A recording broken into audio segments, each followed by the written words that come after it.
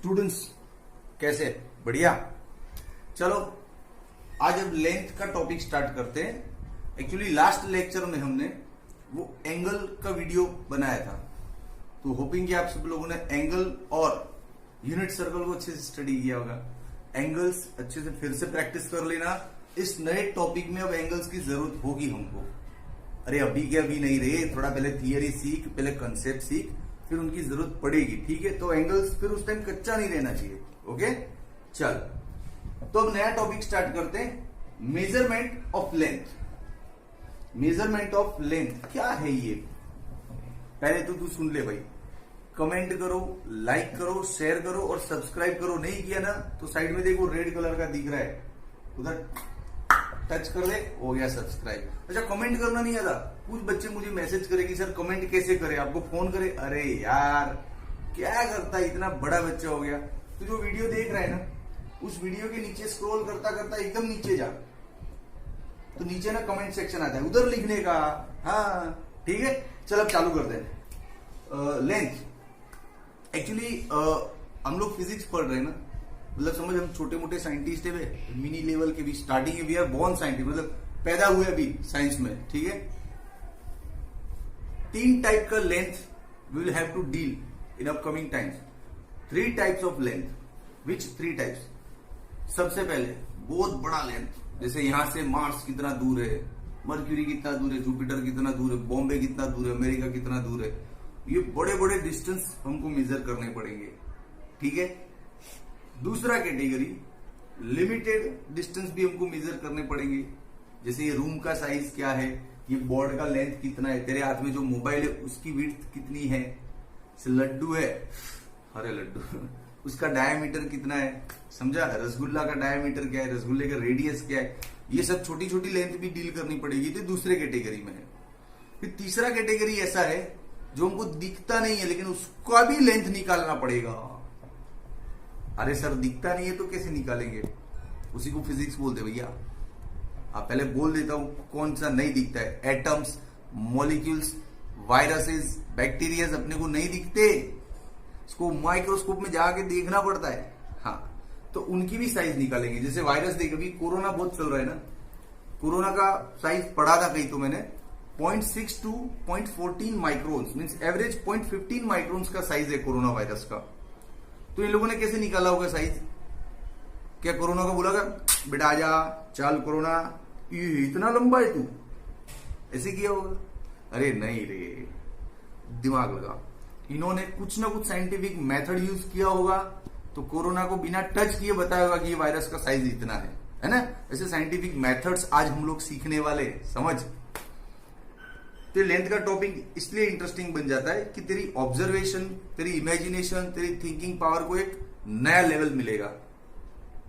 हाँ, ऐसा क्वेश्चन आया होगा ना कभी कि यहां से यार, चले सब न्यूज़पेपर में बोलते, टीवी वाले बोलते, टेक्स्ट बुक वाले बोलते कि यहां से जुपिटर इतना दूर है। तो लोग जुपिटर पे गए होंगे क्या? लोग मार्स पे गए होंगे क्या? किसे निकाला होगा माप? ये लेंथ कैसे मेजरमेंट किया होगा इन्होंने?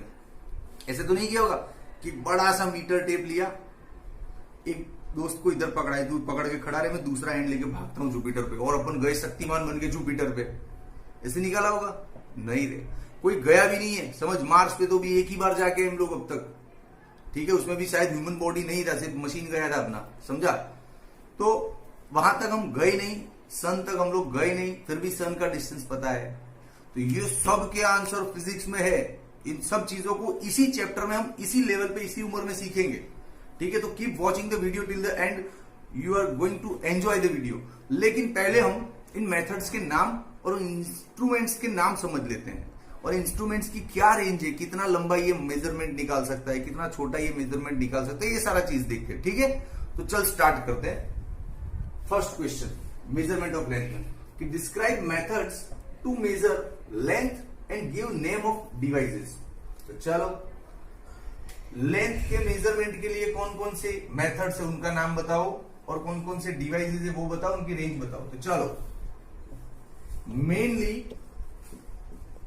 3 मेथड्स जो भी आपको जाननी है। Mainly there are 3 methods to measure the length. Which 3? The very first is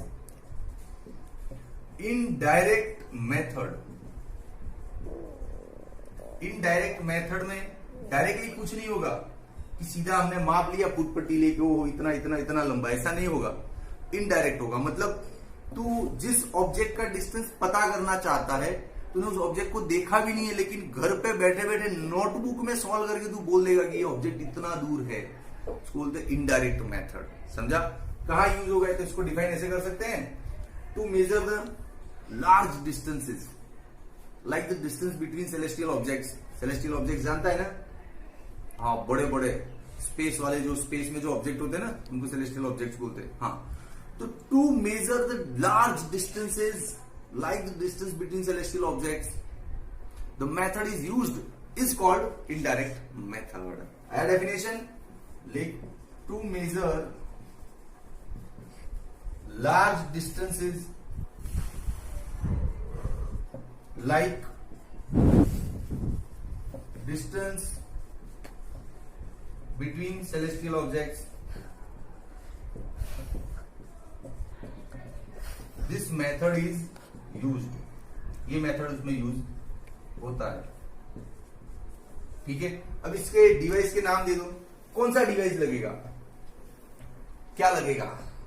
अरे टेलीस्कोप लगेगा रे। तो दूरबीन होता है ना, दूरबीन बाइनोक्यूलर, छोटी रेंज का, जो हम टेरेस पे यूज करते हैं। उत्तरायण में नहीं यूज किया? अरे किया वगैरह, झूठ मत बोल, शर्मा मत। अपने टेरेस पे खड़े रह गए, दूर कौन से टेरेस पे कौन से कलर की पतंग उड़ रही है, देखा था ना? पतंग ही देखते हम लोग, सीधे बच्चे। चलो, तो ऐसा ही एक इंस्ट्रूमेंट है, टेलीस्कोप बोलते हैं उसको। क्या बोलते हैं? टेलीस्कोप। तो इंस्ट्रूमेंट का नाम यहां पे लिख दो, इंस्ट्रूमेंट है टेलीस्कोप। दूसरा भी है रडार। रडार जानता है ना? ये सब पिक्चरें देखी होगी तूने, उरी वगैरह, उसमें बोलते हैं ना रडार से पता चलता है कौन सा हेलीकॉप्टर अपनी इंडिया में आ रहा है, कौन सा इंडिया से बाहर जा रहा है, वो रडार। तो ये दो इंस्ट्रूमेंट। अच्छा, इन इंस्ट्रूमेंट का रेंज क्या है? तो इन इंस्ट्रूमेंट का रेंज है 100 मीटर से ज्यादा। इससे ज्यादा के डिस्टेंस मेजरमेंट करने हैं 100 मीटर से ज्यादा, तो ही ये इंस्ट्रूमेंट लेना बे, वरना तो दूसरे इंस्ट्रूमेंट से काम हो जाएगा, फुट पट्टी, मीटर स्केल, उनसे काम हो जाएगा। तो 100 मीटर से ज्यादा का डिस्टेंस लेना है तो ये इंस्ट्रूमेंट यूज करने हैं। इनडायरेक्ट मेथड खत्म। ओके, अभी दूसरा। ओके, दूसरा है डायरेक्ट मेथड। डायरेक्ट मेथड मतलब सीधा मेजरमेंट निकाल लेने का। देखिएगा, सर ये बोर्ड इतना लंबा है, सर ये दीवार इतना चौड़ा है, ये मेरे घर का रोड इतना लंबा है, मेरे रूम का इतना लेंथ है। ये सब डायरेक्ट मेथड है, क्योंकि तेरी नजर के सामने निकलेगा, तू मीटर स्केल पकड़ेगा और मापता जाएगा सब कुछ, है ना? तो ये डायरेक्ट मेथड है। तो हो गया इसको भी डेफिनेशन। क्या? The method in which instruments are used.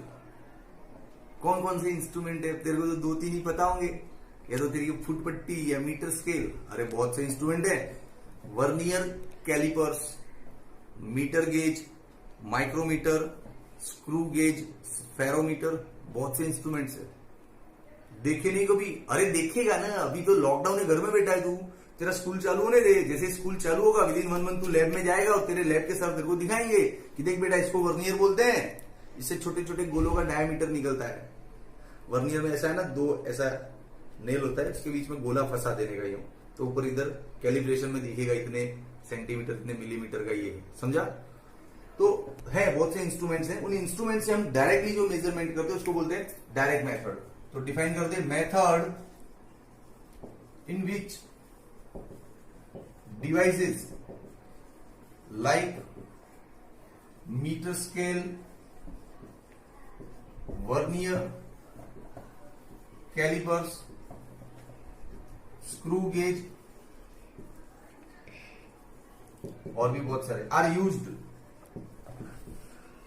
Is called direct method. समझा बेटा मोहन? हाँ, चल अभी इंस्ट्रूमेंट्स के नाम दे दे। इंस्ट्रूमेंट्स कौन कौन से हैं? ये सब लिखे ना अपन ने। चल पहला लिखते हैं मीटर स्केल। उसकी रेंज क्या होगी? मीटर स्केल की रेंज है 10⁻²मीटर तक बड़ा और उससे छोटा, मतलब ये मतलब यहां तक 10⁻³ मीटर टू 10⁻² मीटर। अच्छा, इससे बड़ा होगा तो टेलीस्कोप लिया ही था अभी, लेकिन 10⁻³ से यहां तक का रेंज है, मीटर स्केल इतना मेजरमेंट निकाल सकता है। जैसे 10⁻³ कितना होगा भाई, 0.001 होगा ना। हाँ, तो इतने छोटे से लेके इतने तक का मेजरमेंट हम मीटर स्केल से निकाल सकते हैं, उससे छोटा नहीं निकाल सकते। उसके लिए फिर हमको वर्नियर के पास जाना पड़ेगा। चाल, तो वर्नियर कैलिपर्स ये लेना पड़ेगा। वर्नियर कैलिपर्स में ये है रेंज उसका 10⁻⁴ मीटर। फिर इससे भी छोटा चाहिए सर। अरे हाँ, ये इससे छोटा है ना, ये 0.001 है। ये क्या है, 0.0001। तो इससे भी छोटा है। अच्छा सर, इससे भी छोटा तो वर्नियर भी नहीं चलेगा। दूसरा इंस्ट्रूमेंट है जिसे माइक्रोमीटर है, स्क्रू गेज है, फिर है स्पेरोमीटर, इसको स्पेरोमीटर भी बोलते हैं। स्पेरोमीटर है। ये सारे इंस्ट्रूमेंट भी है। इससे छोटा मेजरमेंट 10⁻⁵ मीटर के लिए। सर इससे छोटा, ओ इससे छोटा है ना, तो फिर नया मेथड बन जाएगा। चल, तीसरा मेथड मॉलिक्यूलर लेयर मेथड, मतलब छोटे छोटे एटम्स के लिए। हाँ, मॉलिक्यूलर लेयर मेथड। तो अपन ने पहले स्टार्टिंग में क्या बात की थी कि we have to deal with 3 types of distances. Very first long distance, दूसरा लिमिटेड डिस्टेंस, तीसरा बहुत ही छोटा माइक्रोस्कोपिक डिस्टेंस जो हमको दिखता नहीं है। तो उसी के लिए मेथड है मॉलिक्यूलर लेयर। तो लिख दे इसका, क्या लिखेगा, method used to measure very small sizes like atoms and molecules is called molecular layer method। Definition याद हो गया तो तू वीडियो पॉज करके एक बार खुद बोल कि मेरा बोला हुआ तुझे एक बार में याद रहता है कि नहीं रहता है, और कमेंट में लिखना कि हाँ सर रहता है, नहीं रहता है तो बोलना मैं कुछ और बोलूंगा फिर। चल, method used to measure small measurements, small sizes like atoms, molecules, viruses, bacteria, ये सब is called molecular layer method। इसमें कौन सा इंस्ट्रूमेंट लगेगा भाई, इसमें इंस्ट्रूमेंट लगेगा माइक्रोस्कोप। हाँ, माइक्रोस्कोप देखा नहीं ना, दिखाएंगे सर। लॉकडाउन के बाद स्कूल खुलने दे, लैब में जाते, लैब वाले सर दिखाएंगे तेरे को। लॉकडाउन में मेरे घर पे नहीं है, वरना मैं दिखा देता। मेरे कोचिंग में, मेरे ऑफिस में सब इंस्ट्रूमेंट रखता हूं मैं। जितना भी 11वीं 12वीं का प्रैक्टिकल है ना, सब रखता हूं। मेरे को खुद को प्रैक्टिकल का बहुत शौक है। और फिजिक्स ऐसा नहीं है कि सिर्फ टेक्स्ट बुक रट्टा मार लिया मजा आ गया। प्रैक्टिकल का नॉलेज होना मांगता है यार। तू जो पढ़ रहा है उसको कभी देखना भी तो पड़ेगा ना कि ऐसा दिखता ही है, और इसको मैं पढ़ के ऐसा बोलना चाहता हूँ। तो प्रैक्टिकल नॉलेज होना चाहिए। लैब मिस नहीं करना स्कूल में कभी भी, ठीक है। कोई कुछ भी बोले, लैब मिस नहीं करना। चल, माइक्रोस्कोप, अब इसका रेंज क्या है, इसका रेंज है 10⁻10 मीटर टू 10⁻8 मीटर, ठीक है। इन सब के अलावा एक एक्स्ट्रा मेथड है जिसको बोलते हैं इको मेथड। जानना है तेरे को, जानना है ना, तो वीडियो को सब्सक्राइब कर, शेयर कर, लाइक कर, और जानने के बाद कमेंट में बोलना कि इको मेथड कैसा लगा। अच्छा लगा तो मुझे पता चलेगा, तो अगली बार और भी एक्स्ट्रा मेथड वीडियो में डालता रहूंगा। तू कमेंट नहीं लिखेगा ना, तो अगली बार बस ये टेक्स्ट बुक जितना पढ़ाऊंगा, बाहर का नहीं पढ़ाऊंगा, ठीक है। ओके, चल अब एक नया मेथड सीखा था तेरे को, इको मेथड। इको क्या होता है रे? अब नहीं बोलते हो माइक में हेलो हेलो हेलो, तो टकरा के आवाज वापस आती है, अपने को सुनाई देता है hello hello hello. That is echo. Echo, that is echo of sound waves. Sound waves हम बोलते हैं ना, hello hello hello hello hello, तो टकरा के वापस आता है hello hello hello, that is echo. तो वैसा ही कुछ मेथड है। इस मेथड में मतलब कुछ ना कुछ कहीं जाएगा, टकरा के वापस आएगा। हाँ, समझा। पढ़ने से पहले है ना, मेथड को फील करना होता है कि इसमें क्या होने वाला है, सीधा रट्टा नहीं मारने का। नाम में इको है, मतलब इसमें कुछ तो सर ऐसा पढ़ाएंगे कि कुछ वेव्स सर कहीं भेजेंगे और वहां से टकरा के वापस आएंगे, तो इको लगेगा। तो ऐसा ही करेंगे। चल देख, जैसे हमको यहां से दूर किसी प्लैनेट का डिस्टेंस मेजरमेंट करना है, तो तूने तो आज से पहले किया नहीं होगा, कभी नहीं किया ना प्लैनेट का डिस्टेंस। चल तेरे बाद छोटा मोटा साइंटिस्ट बना के छोड़ता हूं, तेरे घर बैठे तू प्लैनेट का डिस्टेंस मेजरमेंट कर सकता है, लेकिन थोड़ा सिग्नल का नॉलेज होना चाहिए। देख कैसे, जैसे देख ये अर्थ है, हम लोग यहाँ पे अर्थ पे खड़े, ठीक है, और यहाँ पे कोई प्लैनेट है, समझ, बहुत दूर का प्लैनेट है। अब अर्थ पर से हम क्या करेंगे, प्लैनेट पे सिग्नल भेजते हैं, चलो सिग्नल भेजिए, वो सिग्नल टकरा के प्लैनेट से वापस कहां पे आएंगे, अर्थ पे रिफ्लेक्ट हो गए, इसको बोलते हैं ना इको हो गया ना, गया और वापस आया, hello hello hello hello hello hello, ये रिफ्लेक्शन हो गया। अब इसमें हमको करना क्या है, ये जो सिग्नल है ना, इनके जाकर वापस आने का टाइम नोट डाउन करना है, टाइम नोट डाउन करना है। जैसे तूने सिग्नल यहां से लॉन्च किया, रेडियो वेव्स के थ्रू सिग्नल लॉन्च होते हैं, तूने सिग्नल लॉन्च किया और टाइम देख, टिंग 0, टिंग टिंग टिंग टिंग टिंग टिंग टिंग, वापस है, और बाप रे 2 घंटा हो गया, समझा? जैसे टाइम नोट डाउन करना, स्टॉप वॉच होता है लैब में, उस तेरे मोबाइल में भी स्टॉप वॉच है यार, ऐसा क्या करता है? हाँ, तो सिग्नल के जाने का और वापस आने का टाइम देख ले, मान ले उसको लग गया 2 आवर्स, 2 आवर्स, तो आवर्स को सेकंड में कन्वर्ट कर दो, 3600 से मल्टीप्लाई कर, मतलब होता है ये इतना सेकंड्स लगा इस सिग्नल को वहां से यहां तक जाकर आने में, ठीक है। दूसरा, इन सिग्नल्स के बारे में एक इंफॉर्मेशन तो हमको बचपन से है, क्या? सिग्नल्स का स्पीड लाइट का स्पीड जितना होता है। अब लाइट का स्पीड क्या है भैया, तो लाइट का स्पीड है 3 × 10⁸ मीटर पर सेकंड। ले, तेरे को टाइम मिल गया, स्पीड मिल गया, तो क्या डिस्टेंस नहीं मिल सकता कुल, है ना? इजी मेथड, यस बिल्कुल, ये फॉर्मूला ले, speed is equals to distance upon time. Speed कितना है 3 × कैमरा में दिख रहा है ना यहाँ पे, 3 × 10⁸। डिस्टेंस क्या है, ये गया तो d, आया तो वापस d, मतलब डबल d जितना डिस्टेंस ट्रैवल किया इतने वक्त में, और टाइम है 7200। समझा? ये डिस्टेंस 2d क्यों लिया? अरे गया तो 1d, वापस आया तो d, 2 बार d हुआ तब इतना टाइम लगा ना। तो इस मेथड में सारी वैल्यू निकालो, d तेरे को मिल जाएगा। बोल, घर बैठे बिठाए तुझे प्लैनेट का डिस्टेंस मिल जाएगा कि नहीं मिलेगा? मिलेगा। लेकिन एक चीज में तो अभी बच्चा है कि सिग्नल भेजना और वापस वहां से आके उसको कलेक्ट करना, वो मेथड तेरे को नहीं पता है, तो सीखेगा, जैसे जैसे बड़ा होगा सीखेगा। लेकिन एक बेसिक आइडिया तो आ गया ना दिमाग में कि घर बैठे बैठे प्लैनेट का डिस्टेंस मेजरमेंट कर सकते हैं। हमको नहीं जाना है, सिर्फ सिग्नल भेजना है, सिग्नल वापस आएगा, टाइम नोट डाउन करना है, ठीक है? ओके, ऐसा तो बहुत कुछ धांसू होने वाला इन वीडियोस में, तू देख, लेंथ अपना फेवरेट टॉपिक है, अगले लेक्चर में देख तेरे को क्या क्या मेथड सिखाता हूं मैं, ठीक है? तो सब्सक्राइब कर, कमेंट कर, लाइक कर, शेयर कर, और कमेंट सेक्शन में लिख कि हाँ सर ये आपने कुछ अलग पढ़ाया तो उनको मजा आया। तो ऐसा हर लेक्चर में कुछ ना कुछ डालूंगा, तू लिखिएगा कमेंट में तो डालूंगा भाई। देख, हमारे गुजराती में कहेवत है, मांग्या वगैर तो मासी ना खवड़ावे, नहीं यार माँ ना खवड़ा, वैसे कुछ कहेवत है, जाने दे कहेवत को, छोड़, कच्चा पक्का कहेवत आता है अपने को। Saying in Gujarati, I want to say you, नहीं याद आ रहा है, जाने दे, छोड़, तू बस सब्सक्राइब करवा, मजे करवाऊंगा तेरे को, ठीक है? चल bye, take care. Hi students, yes again the second video of the topic measurement of length। Camera में दिख रहा है ना मेजरमेंट ऑफ लेंथ? हाँ, इस टॉपिक में लास्ट लेक्चर में हमने बहुत क्यूरियोसिटी क्रिएट की थी, है ना, कि ऐसा होने वाला है, वैसा होने वाला है। आज उसी का अगला सेशन है। हम लोग आज सीखेंगे कि यहां से कोई दूर का प्लेनेट है, उसका डिस्टेंस कैसे मेजर करना है, उसका बेसिक फॉर्मूला सीखेंगे, ठीक है?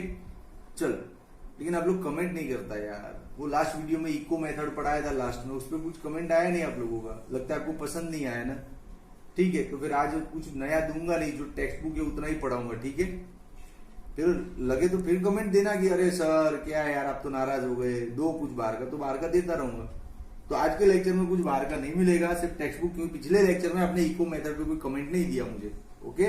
चलो, सबसे पहले एक वर्ड है parallax. What is parallax? Parallax क्या है?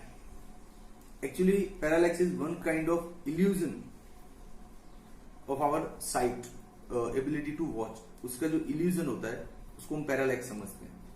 कैसे इल्यूजन, देख समझाता हूं। जैसे ये एक पेंसिल है, ठीक है, इसको इन फ्रंट ऑफ योर फेस यूं होल्ड करो, होल्ड किया, अब इसके पीछे कोई स्पेसिफिक पॉइंट होना चाहिए। जैसे सपोज दीवार है, इससे बढ़िया बेटर एग्जांपल है अपनी दीवार का जो राइट एंगल होता है ना पोर्शन, ऐसे ये दीवार है, ये और ये दीवार के बीच में ये जो एज होता है ना इधर का, ये एज, इसकी बात कर रहा हूं, ये बीच वाला एज, ये जो खड़ा धार बोलते हैं ना उसको, दीवार की धार है, हाँ, एज ऑफ द वॉल, उस एज ऑफ द वॉल को टारगेट कर और उसके ऊपर पेंसिल को यहां से लगा, पे बैठे बैठे देख उस वॉल को, आराम से देख, दिख रही है उतार? हाँ, वो दिखनी नहीं चाहिए, पेंसिल आ जानी चाहिए बीच में। तो पेंसिल के पीछे वो को इनसाइड या हाइड हो जानी चाहिए वो एज ऑफ द वॉल, ठीक है।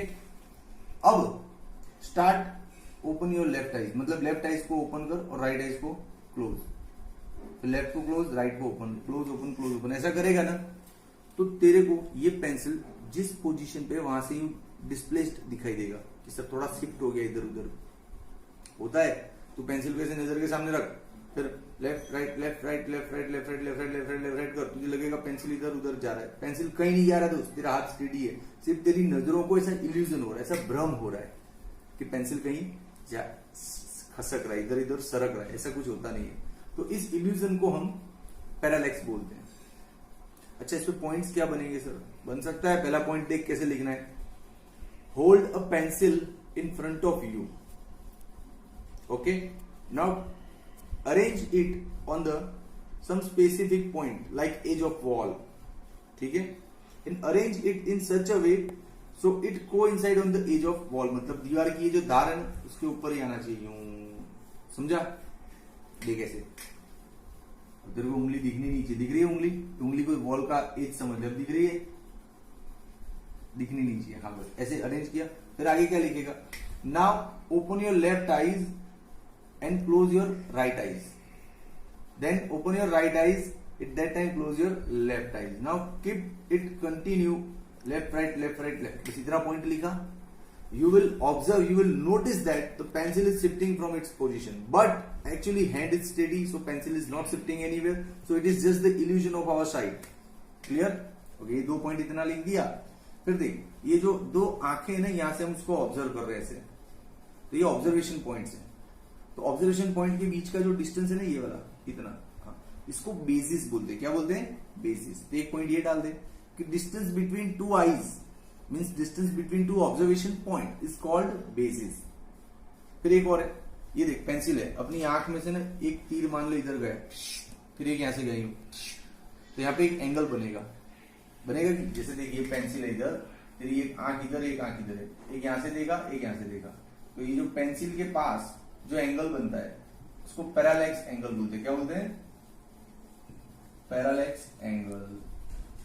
तो इसको भी डिफाइन कर दे कि angle made by two eyes at the pencil is called parallax angle. तो 4 पॉइंट हो गए, 4-5 पॉइंट लिख लेगा, ठीक है। इसको ये तो पैरालैक्स का मतलब समझ में आ गया कि अपनी आंखों को भ्रम हो जाता है देखने में, उसको पैरालैक्स बोलते हैं, ठीक है।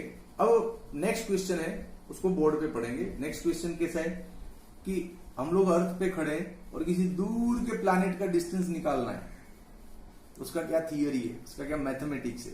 फिर प्रैक्टिकल पे जाएंगे, पहले थियरी मैथमेटिक्स समझते हैं उसका कि कोई दूर का प्लैनेट है, ठीक है। तो चलो ओके, क्वेश्चन ये जो भी पढ़ा है ना पैरालैक्स, वो 13 में डालना। अब question 14, describe the parallax method to measure the distance of planet. Planet का डिस्टेंस कैसे मेजरमेंट करेंगे? बहुत सिंपल है। हम लोग ड्राइंग है ना फिजिक्स में गोख लेते हैं, रट्टा मार लेते हैं, मगअप नहीं, डोंट मगअप द फिगर, थोड़ा इमेजिनेशन कर। हाँ, कहीं कुछ स्पेसिफिक फिगर होते हैं जो कभी हमने देखे नहीं है, जैसे ट्रांसफॉर्मर है, ऐसा कुछ बनाना है तो हमने कभी देखा नहीं, तो उनको बुक में से देख के सोचना पड़ता है। लेकिन ये फिगर तो अपनी थॉट के अंदर से निकाल यार। तू अर्थ पे खड़ा है, तेरे को प्लैनेट का डिस्टेंस लाना है, तो पहले एक बढ़िया सी अर्थ ड्रॉ कर, ये ले, हो गई अर्थ, लिख दे इसको, दिस इज द अर्थ। हाँ, यहाँ पे दूर प्लैनेट तो छोटा दिखेगा ना ऐसे, तो प्लैनेट को छोटा बना दे, ये रहा प्लैनेट, ले। अब करना क्या है, जैसे वो पेंसिल को किया था, जैसे इस पे 2 ऑब्जर्वेशन पॉइंट बना, मतलब 2 आंखें, फिर ये रहे 2 observation point A and B. अब एक बार यहां से देखना है प्लैनेट को, एक बार यहां से देखना है, मामला खत्म, समझा? और बन गया फिगर। कहां फिगर में टेंशन लेने का, ओके। अच्छा, ये जो 2 ऑब्जर्वेशन पॉइंट है, समझा ना? पहले हमने क्या बनाया, अर्थ बनाया, फिर अर्थ पे 2 ऑब्जर्वेशन पॉइंट बनाए ए एंड बी, फिर एक प्लैनेट बनाया, फिर ऑब्जर्वेशन पॉइंट में से प्लैनेट को ऑब्जर्व किया, इधर से ऑब्जर्व किया, इधर से भी ऑब्जर्व किया, तो ये क्या हो गया दोनों? Observation direction. क्या हो गया ये? Observation direction. अच्छा, ये डिस्टेंस भी तो है, प्लैनेट से अर्थ का डिस्टेंस भी तो है, तो इसको कैपिटल डी नाम दे दो। और यहाँ पे जो, अच्छा ये एंगल कोई बन रहा है, देखिए ये एंगल कहां से बना, दो ऑब्जर्वेशन पॉइंट पर से एंगल बन रहा है, तो इसको नाम दे दो थीटा, सिंपल। अब बोल कहां ड्राइंग में तकलीफ है, कुछ नहीं करना है, एक अर्थ बनाना है, उस पर दो ऑब्जर्वेशन पॉइंट ले ले, यहां से ऑब्जर्व करना है, यहाँ पे प्लैनेट है, ठीक है, यहां से ऑब्जर्व कर, यहां से ऑब्जर्व कर, ये एंगल बन गया, ये ऑब्जर्वेशन डायरेक्शन, ये डिस्टेंस, ये तेरा प्लैनेट, ये तेरा बेसिस, बोल खत्म। कहां ड्राइंग टफ है। अब तूने जो ड्रॉ किया है ना उसी को समझ समझ के लिख, तेरे पॉइंट्स क्लियर हो जाएंगे। चल पॉइंट्स लिख ले, कैसे लिखेगा। सबसे पहला पॉइंट तो ऐसे फालतू लिख दे, क्या, to determine the distance of far away planets the method is called parallax. लिख दे, to determine the distance of planet parallax method is used, parallax method is used, हो गया। तो पहला इंट्रोडक्शन पॉइंट लिखा। अब देख तूने जो किया है ना वही बातें 3-4 पॉइंट में लिख दे। तूने क्या किया, एक अर्थ है उस पे दो ऑब्जर्वेशन पॉइंट है ए और बी, तो लिख दे two observation points A and B are shown on Earth in figure। बस समझा कि नहीं, ऐसे ही लिखते हैं हल्का फुल्का पॉइंट। फिर A और B के बीच का डिस्टेंस अपन ने क्या लिया है, A B is equal to small b, ये हो गया। एक और पॉइंट बना डाल, क्या कि observation directions are AS and BS and the planet is S। observation directions are AS and BS and planet is S, planet is S। बोल आया लिखना पॉइंट। अब एक और लिख दे कि distance of planet from earth is capital D, लिख दे। फिर एक और लिख दे कि angle between two observation directions is theta. हो गए कितने, 1 2 3 4 5 पॉइंट हो गए ना, बस इतना ही थियरी होता है। अब इसका मैथमेटिक्स चालू करते हैं, है ना। चलो अब इसका मैथमेटिक्स सिखाता हूं। पॉइंट्स तो समझ में आया ना, क्या लिखने। सबसे पहले एक अर्थ दिख रही है, दो ऑब्जर्वेशन पॉइंट है, एक प्लैनेट दिख रहा है, ऑब्जर्वेशन पॉइंट से यूं एंगल बनाया है, डिस्टेंस डी है, ये बी है। हो गए 4-5 पॉइंट। इतना बड़ा बच्चा है, क्या सिखाने का यार। चल वो तो तू नया नया है ना 11th में, इसलिए इतना पॉइंट पे पॉइंट बता रहा हूं। अगर ये चीज तो आप खुद ही कर लोगे, मेरे को तो बोलोगे कि सर सिर्फ कॉन्सेप्ट बताओ, हम देख लेंगे, तब पढ़ने का मजा और तब पढ़ने की स्पीड आएगी। अभी तो एक्चुअली मुझे भी थोड़ा डर लग रहा है, मैं ये यूट्यूब पे नया नया, देख अपना काम नहीं है वीडियो बनाना, अपन को एक्टर नहीं है समझ। एक वीडियो बनाने में 10 गलतियां हो जाती है यार, कभी कैमरा इधर हो गया, कभी ये हो गया, और लॉकडाउन है तो इक्विपमेंट्स भी प्रॉपर अवेलेबल नहीं है, just in shooting in a mobile camera, it's not a professional DSLR type camera. So हमारा ये रोज का काम नहीं है। हम लोग तो क्लास में पढ़ाने वाले कीड़े हैं। क्लासरूम में 100 150 200 बच्चों का हॉल भरा हुआ होता है ना, फिर उसमें चलता है बड़े बोर्ड पे लेक्चर 2-2 ढाई-ढाई घंटा ना, बच्चे क्वेश्चंस देते हैं, फिर क्वेरीज आती है, डाउट्स आते हैं, तो चालू क्लास में उस पर डिस्कशन होता है। लेकिन अभी ये कुछ हो नहीं पा रहा है, अभी सिर्फ वन वे लर्निंग है। मैं बोल रहा हूं, आप सुन रहे हो, आप जो बोलना चाहते हो मुझ तक पहुंच ही नहीं पाएगा। पहुंचा सकते हैं, सब्सक्राइबर 1000 करवा यूट्यूब पे, काम हो जाएगा, फिर लाइव लेक्चर होगा, तो उसमें तो कमेंट में डालेगा चालू लेक्चर में, सर क्या पढ़ा रहे हो, समझाओ वो सब होगा, ठीक है। सब्सक्राइबर पहुंचा। चलो भाई इसका मैथमेटिक्स है यार, ये टीचर का दिल है ना, बातू नहीं होता है बहुत। जनरली टीचर्स आर टॉकेटिव, कुछ पॉइंट मिल गया तो बस भाषण शुरू कर देते, सॉरी फॉर दैट, चला जाए। मैथमेटिक्स के लिए एक बार फिर यहाँ पे ड्रॉइंग लेना पड़ेगा। देखिए अर्थ, ये दो ऑब्जर्वेशन पॉइंट बना ले, अभी भागेगा गाड़ी, ये बेसिस बी, यहाँ पे प्लैनेट था तेरा एस, ये एंगल था थीटा, ये डिस्टेंस था डी, था कि नहीं। अब देख इस सीन में ऐसा ही कुछ मैथमेटिक्स होगा जो अब तक तेरे सिलेबस में पढ़ाया गया है, कुछ नया तो होगा नहीं, ठीक है। तो इस सीन में मैथमेटिक्स अब तक हमको एंगल पढ़ाया है। एसआई सिस्टम के दो सप्लीमेंट्री यूनिट थे, याद है, प्लेन एंगल, सॉलिड एंगल। उसमें प्लेन एंगल का फॉर्मूला था कि angle is equals to arc upon radius, angle is equals to arc upon radius, तो वो फॉर्मूला यहाँ पे हम सेट कर सकते हैं, लेकिन एंगल ढूंढना पड़ेगा, उस एंगल के अकॉर्डिंग आर्क कहाँ है, उस एंगल के अकॉर्डिंग रेडियस कहाँ है, वो सब देखते हैं। समझ के करना है, कुछ भी रट्टा नहीं मारना है इसमें। देख बताता हूं, जैसे ये सर्कल है, दिख रहा है कैमरा मैन इधर, ये सर्कल है समझ, और यहां पे मान ले एक एंगल बन रहा है ऐसे, तो फिर ये इसका रेडियस हो जाएगा और ये उसका आर्क हो जाएगा। तो ऐसा ही एंगल को सेंटर पे रख के कोई सर्कल ढूंढना है इस ड्राइंग में, तो ढूंढते हैं ना। ये तो अर्थ है, ये सर्कल नहीं है, इसकी जरूरत नहीं है अर्थ की, जाने दे, ये तो अर्थ है ऐसे। तो एंगल को सेंटर पे रख, तो सपोज ये रेडियस है, ये सर्कल मिला ना ऐसा, T T T T T घूम के आएगा ऐसा पूरा, समझा? ये यहां तक जा रहा है कैमरा मैन, दिखा पूरा सर्कल? हाँ अब देख, ये दिमाग लगा के करना होता है, कुछ रट्टा नहीं मारना।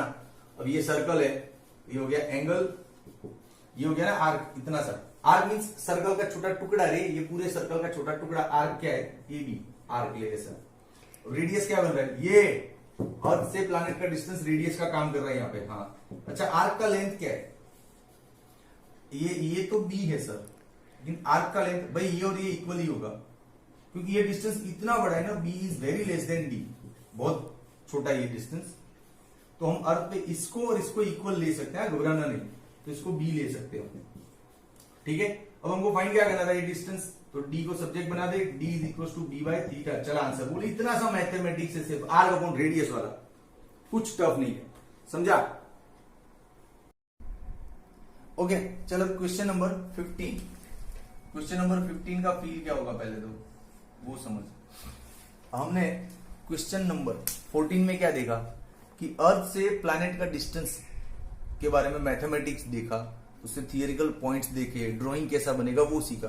अभी डिस्टेंस फाइनल निकालना नहीं सीखा है तू। तेरे को पिछले वीडियो में बोला था ना कि घर बैठे बैठे डिस्टेंस निकाल पाएगा, वो नहीं सीखा है, वो भी न्यूमेरिकल्स आएंगे तब और पक्का होगा तेरा। अभी तो तुझे बेसिक उसके अंदर एंट्री करवा रहा हूं कि देख ऐसा थियरी होता है, ऐसा ड्राइंग बनता है, उसमें ऐसा फॉर्मूला ले सकते हैं, ये सब स्टार्टिंग पॉइंट्स है, ठीक है।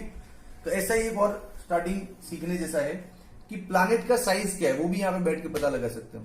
प्लैनेट का साइज मतलब प्लैनेट कितना डायमीटर है, कितना उसका वॉल्यूम है, कितना एरिया, प्लैनेट का साइज पता कर सकते हैं। तो नेक्स्ट क्वेश्चन वही है, size of planet by using parallax method. चल उसके लिए क्या करना है, इस बार प्लैनेट पे फोकस है ना, तो प्लैनेट अच्छा बनाना है। ये रहा देख तेरा प्लैनेट, ये हो गया प्लैनेट का diameter, A and B diametrical points, ठीक है। यहाँ पे अर्थ बना ले छोटा सा कहीं पे, इस बार अर्थ पे अपना फोकस नहीं है, ठीक है। ओके चल ये हो गया प्लैनेट,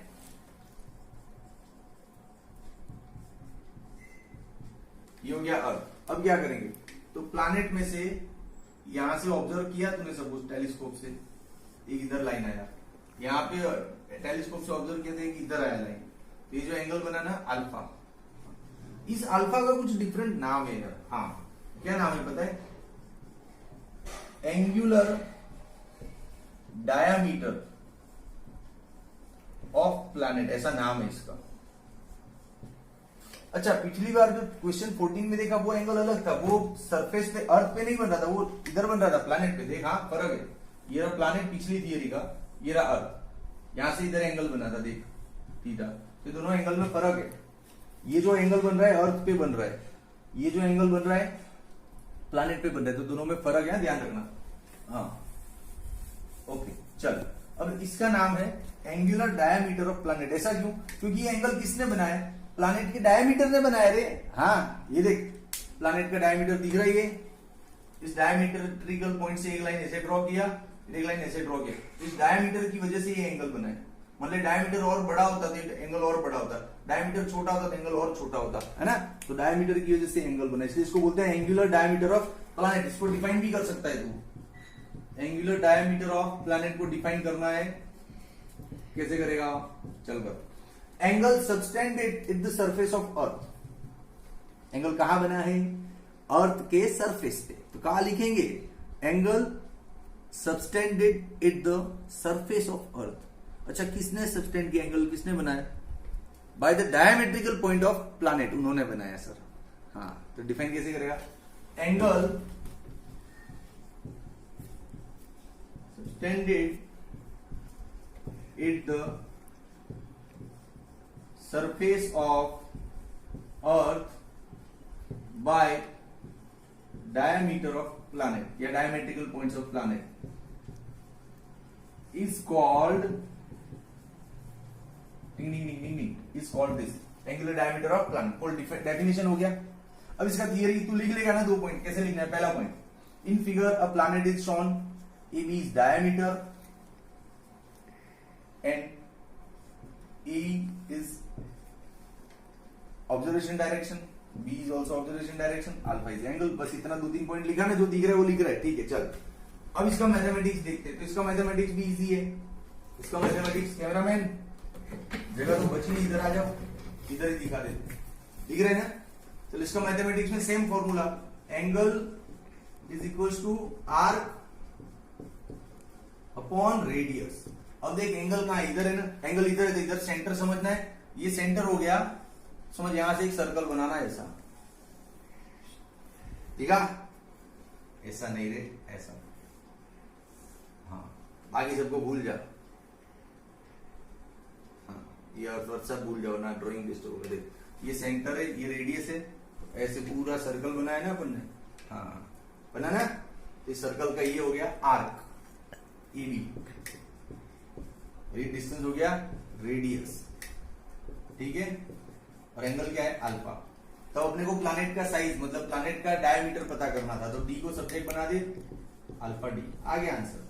कहां टफ है इस थियरी में, कुछ टफ नहीं है, ठीक है। नोट्स डाल लूंगा तो पढ़ लेना, ओके। अब भाई इसको कमेंट करो, शेयर करो, सब्सक्राइब करो यार, लिखो कमेंट में सर बढ़िया नहीं बढ़िया, तुम करो यार, ठीक है। चल bye. Hi students, hope you all well in this lockdown। हमारा लेंथ पे ये 3rd वीडियो है आज। आगे के 2 वीडियो में क्या बात हुआ था अपना, याद है ना। सबसे पहले वीडियो में अपन ने ये डिसाइड किया था कि फिजिक्स में लेंथ कितने टाइप का होता है with which we will going to deal. Physics में लेंथ 3 टाइप का हमको डील करना होता है। एक तो बहुत लॉन्ग डिस्टेंस, जिसके लिए हमने पैरालैक्स मेथड देखा ना, हाँ।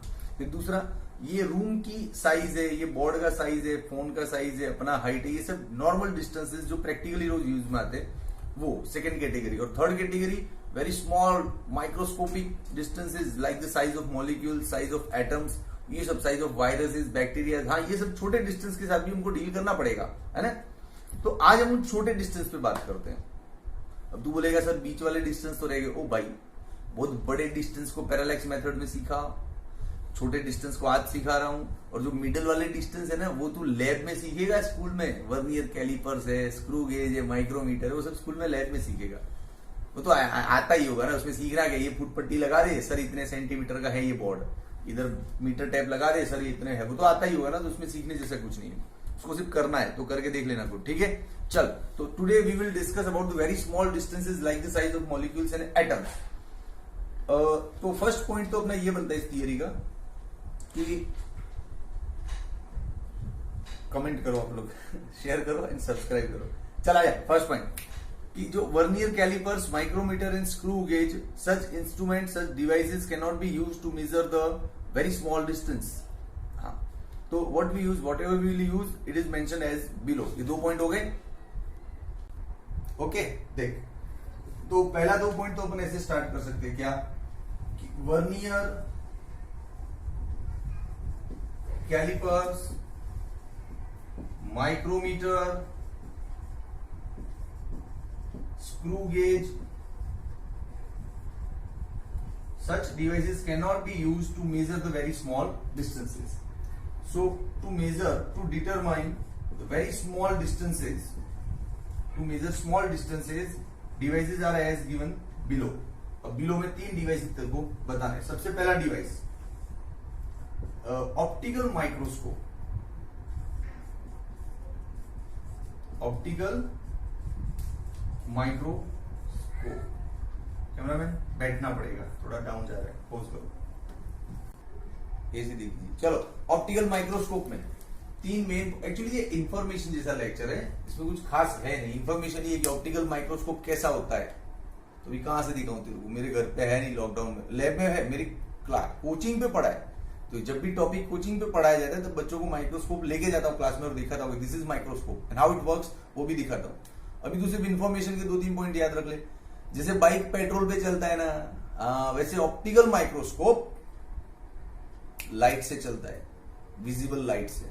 विजिबल लाइट मीन्स अपने आसपास का जो ये उजाला है ना, उसको विजिबल लाइट बोलते हैं भाई। मतलब इसके लिए कुछ खास फ्यूल नहीं डालना है, इसको सिर्फ ओपन जगह में रख दो खुले में, ताकि लाइट गिरे, सनलाइट इस पर, ये अपना काम कर सके। ठीक है, तो सबसे पहला point, visible light is used in optical microscope. Second point, ये जो विजिबल लाइट है उसका वेवलेंथ क्या है? विजिबल लाइट का वेवलेंथ होता है 4000 एंगस्ट्रॉम टू 7000 एंगस्ट्रॉम। वेवलेंथ क्या होता है? अरे भैया बताया था पहले एमएलटी वाले वीडियो में कि वेवलेंथ मींस वेव कितना लंबा है, वो नहीं, वेव का एक क्रेस्ट और एक ट्रफ। ये देख, वेव ऐसे जाता है ना, तो एक क्रेस्ट और एक ट्रफ, इस लेंथ को बोलते हैं वेवलेंथ। बाकी का भूल जा। ये जो वेवलेंथ है ऑप्टिकल माइक्रोस्कोप में यूज होने वाले विजिबल लाइट का, वो है 4000 टू 7000 एंगस्ट्रॉम। अभी कितना छोटा है पता है तेरे को? 1 angstrom is equal to 10⁻⁻10 metre. Means कितना हुआ देख, 1 डिवाइड बाई 10⁻10 मीटर, मतलब कितना हो, तू देखता जा, 10 जीरो लगा दे, 3 4 5 6 7 8 9 10। देख, 1 मीटर का 1000 करोड़ जितना पोर्शन हुआ है, कितना छोटा होगा? 1 मीटर कितना होता है पता है? कैमरामैन दिख रहा है ना पूरा? ये देख, इतना 1 मीटर होता है, दिख रहा है मेरा हैंड पूरा? यहां से लेके यहां तक ये लगभग अप्रोक्सीमेटली 1 मीटर होता है। अब इसका भी 1000 करोड़ पार्ट, टिक टिक टिक टिक टिक टिक, कितना छोटा होगा? जस्ट इमेजिन, इमेजिन कितना छोटा होगा, तुझे दिखेगा भी नहीं, है ना? ओके, तो इतना छोटा मेजरमेंट है, आपको समझाने के लिए इतना बड़ा लिया गया है, जूम किया गया। ठीक है, अब वन मोर पॉइंट कि ऑप्टिकल माइक्रोस्कोप का मेजरमेंट निकालने का लिमिट क्या है? तो उसका लिमिट ये है 10⁻10 मीटर से छोटा होगा, लेस देन दिस, ये मेजरमेंट नहीं कर पाएगा, कैन नॉट मेजर। बस इंफॉर्मेशन खत्म। लेकिन अपना तो है ना थोड़ा कुछ बाहर का डिस्कस करना है। इसका मतलब क्या है? 10⁻10 मीटर से छोटा क्यों नहीं मेजरमेंट निकाल पाएगा ये? उसका रीजन है, बताता हूं। हमको चीजें दिखती क्यों है पता है? हमारी आंखों में ताकत है, आंखों में पावर है, इसलिए नहीं रे। तेरी आंखों में बहुत पावर है ना, तो एक काम कर, देख, अभी तू मेरे को देख पा रहा है ना तेरी आंखों से। अब क्या मेरी आंखें तुझे दिख रही है? क्या मेरे लिप्स दिख रहे हैं? क्या मेरे हेयर तो है, ऐसे तो इतने नहीं दिखने वाले नहीं है। क्या मैं दिख रहा हूं तेरे को? तेरी आंखों में ताकत है ना, तो मेरे हाथ के इस साइड आके देख ले, दिख रहा हूं मैं? नहीं दिख रहा हूं, इसका मतलब सारा जादू तेरी आंखों में नहीं है, कुछ अलग साइंस है यहाँ पे। क्या साइंस है? हमको कोई भी ऑब्जेक्ट देखना है ना, जैसे ये रहा ऑब्जेक्ट, तो इस पे सन का लाइट टकराया और वो टकरा के हमारी आंखों में जाता है ना, तब हमारी आंखों को दिखता है। तब आंखों के अंदर सेंस क्रिएट होता है कि दिस इज पेन, जिससे सोहम सर लिखते हैं। अब सन लाइट आया इस पे, लेकिन बीच में तूने ऐसा रख दिया हाथ, तो ये जो लाइट टकरा के तेरी आंखों तक आना चाहिए वो नहीं आएगा। देख, रुक गया, तो मेरी आंखों को नहीं दिख पा रहा है, समझा? तो तेरी आंखें सब कुछ नहीं है भाई। टकरा के लाइट आती है ऑब्जेक्ट पे, वो तेरी आंखों में जाती है, तब वो ऑब्जेक्ट तुझे दिखता है ना? ओके, अब देख, इसी साइंस का यहाँ पे हम यूज करते इस पॉइंट को जस्टिफाई करने के लिए कि विजिबल लाइट का वेवलेंथ 10⁻10 मीटर है ना? अब पार्टिकल इससे भी छोटे साइज का होगा, जैसे इतनी छोटी साइज का पार्टिकल है, तो ये जो लाइट है इससे इतना बड़ा है कंपैरेटिवली, देख ले, और ये पार्टिकल इतना छोटा है, तो इतना बड़ा लाइट इसको टकरा के वापस नहीं आएगा, इसके ऊपर से चला जाएगा, क्योंकि कुछ बहुत छोटा है, समझा? मतलब इस साइज से छोटा पार्टिकल है तो लाइट वहां पे टकराएगा नहीं, इसके ऊपर से चला जाएगा, इसलिए वो अपने को नहीं दिखेगा, समझा? देखने के लिए एटलीस्ट इसके जितना पार्टिकल होगा ना, देख इतनी साइज का ये रहा पार्टिकल, देख, दिख रहा है? हाँ, तो इसके साथ ये लाइट टकरा के वापस आ सकता है और हमको दिख सकता है। लेकिन इससे छोटा होगा तो लाइट टकराएगा नहीं, लाइट ऊपर से निकल जाएगा इससे, तो हमको दिखेगा नहीं, समझा? Okay, clear? ऑप्टिकल माइक्रोस्कोप आपका क्लियर। ओके, अभी दूसरा इंस्ट्रूमेंट है इलेक्ट्रॉन माइक्रोस्कोप। इलेक्ट्रॉन माइक्रोस्कोप में वही बेसिक 2-3 पॉइंट डालेंगे। पहला पॉइंट, ऑप्टिकल माइक्रोस्कोप किस पे चलता है? पेट्रोल पे नहीं, विजिबल लाइट पे। तो इलेक्ट्रॉन माइक्रोस्कोप किस पे चलता है? इलेक्ट्रॉन बीम पे। किस पे चलता है? इलेक्ट्रॉन बीम पे। तो पहला पॉइंट लिख कि electron beam is used in place of visible light. उसमें विजिबल लाइट नहीं चलता है, इसमें इलेक्ट्रॉन बीम चलता है। अब इलेक्ट्रॉन का बीम कैसे बनाया जाए सर? तू बहुत छोटा है दोस्त, लेकिन इमेजिनेशन तो बड़ी बड़ी करनी है। आइंस्टाइन सर ने बोला था, आइंस्टाइन सर का ज्यादातर रिसर्च है ना, वो लैब में गए नहीं थे, ज्यादातर टाइम अपनी नोट पेन में लेके इमेजिनेशन में सब फॉर्मूले बनाते थे। देख, तो इलेक्ट्रॉन बीम का भी तू इमेजिनेशन कर ले, काम आएगा। क्या होता है कि इलेक्ट्रॉन ऐसे देख बिखरे होते हैं, spreaded all over, sprinkle like sprinkle हम छांट देते हैं ना ऐसे, इलेक्ट्रॉन ऐसे स्प्रिंकल होते हैं। अब यहाँ पे इलेक्ट्रिक फील्ड क्रिएट करना होता है, मजबूत करंट से क्रिएट कर सकते हैं। यहाँ पे मैग्नेटिक फील्ड क्रिएट करना होता है, वो मैग्नेट से कर सकते हैं। इलेक्ट्रिक फील्ड मैग्नेटिक फील्ड कर दिया, जब ये इलेक्ट्रॉन बीम इसके बीच में से पास होगा ना, तब अपने आप ऐसा बीम बन जाएगा, ऐसा बीम बन जाएगा, समझा? तो इलेक्ट्रॉन का बीम। तो एक पॉइंट और लिख ले क्या, कि electrons are focused in form of beam by using definite electric field and magnetic field. Point समझ में आया ना? लिखना भी है तेरे को। हाँ, तो चलो 2 पॉइंट क्लियर। इस डिवाइस में इलेक्ट्रॉन बीम यूज होता है, इलेक्ट्रिक फील्ड और मैग्नेटिक फील्ड की हेल्प से हम लोग उस इलेक्ट्रॉन बीम को फोकस कर सकते हैं। अच्छा, 1 मिनट, अब ये बीम जा रहा है, इसके अंदर भी इलेक्ट्रॉन का वेव तो होगा, तो उसका वेवलेंथ क्या है? तो उसका वेवलेंथ विजिबल लाइट से भी छोटा है बबुआ, 1 एंगस्ट्रॉम। विजिबल लाइट का तो 4000 से 7000 था, 1 एंगस्ट्रॉम बहुत छोटा है। अच्छा, 1 मोर पॉइंट, इलेक्ट्रॉन बीम का क्या लिमिट है, क्या मेजरमेंट कर सकता है? तो इलेक्ट्रॉन बीम का रिजोल्यूशन पावर, रिजोल्व करना मीन्स मेजरमेंट करना रे। इलेक्ट्रॉन बीम इतना रिजोल्व कर सकता है 0.6 एंगस्ट्रॉम, इससे छोटा नहीं, इससे छोटा नहीं, फिर कुछ और डिवाइस बनाना पड़ेगा। ठीक है, देख तेरा 1 2 3 4 पॉइंट हो गए। लास्ट पॉइंट, इलेक्ट्रॉन बीम ज्यादातर कहां यूज होता है? मेटल के एटम्स और मॉलिक्यूल का साइज निकालने में इसका काम पड़ता है। तो मेटल्स के एटम्स एंड मॉलिक्यूल्स की साइज के लिए ये यूज होता है। हो गए 5 पॉइंट कि नहीं हो गए? कौन से 5 पॉइंट? उसको मत देख, मेरे को देख, कौन से 5 पॉइंट? पहला, सबसे पहले इसमें क्या यूज होता है? Electron beam. फिर दूसरा, इलेक्ट्रॉन बीम को कैसे फोकस करते हैं? इलेक्ट्रिक फील्ड और मैग्नेटिक फील्ड की हेल्प से। तीसरा, इसका वेवलेंथ क्या है? 1 एंगस्ट्रॉम। इसका लिमिट क्या है? 0.6 एंगस्ट्रॉम। समझा? लास्ट पॉइंट कहां यूज होता है? मेटल्स के जो एटम्स और मॉलिक्यूल्स होते हैं उनकी साइज निकालने में। लास्ट वाला है तेरा टनलिंग माइक्रोस्कोप।